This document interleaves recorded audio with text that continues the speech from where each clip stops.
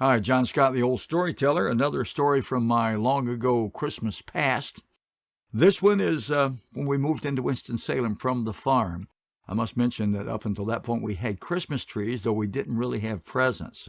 We didn't know about all the gift exchange and spending a lot of money for gifts. We had very few decorations, but we did have a tree because we could go cut one down in the woods near the house where we lived. And Mom decorated those trees in those early days with things she could find around the house. She had the foil from her cigarette packs. She had foil from the butter wrappers and things of that sort that she could make little ornaments out of. But we moved into Winston-Salem and didn't have any opportunity to cut down a tree, but she was determined to have one.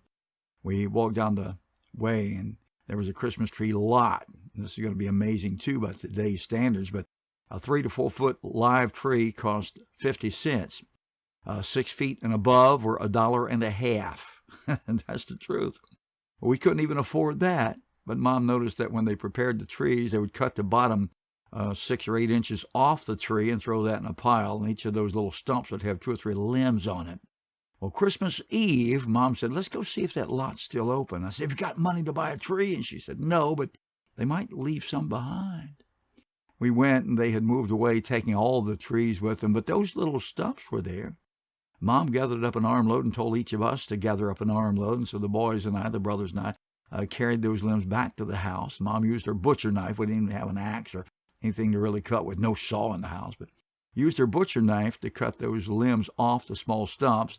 When she had enough, she gathered them together and arranged them in a large flower pot that she had. She'd taken her favorite flower out of the pot for the occasion and put sand and gravel into the pot and arranged it so it kind of looked like a Christmas tree, all those loose branches.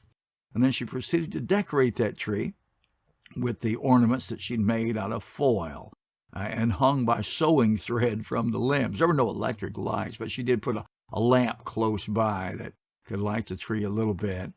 At the top, she took one of Dad's shirt cardboards. He bought one new shirt a year, and she kept those cardboards in case we needed it for anything. She loosely drew a star, poked a hole in it, and put it over a limb near the top of the tree. So we absolutely had a Christmas tree that first year in Winston-Salem. It wasn't much of a tree, but it was a tree. I call this story the year my mom made a Christmas tree.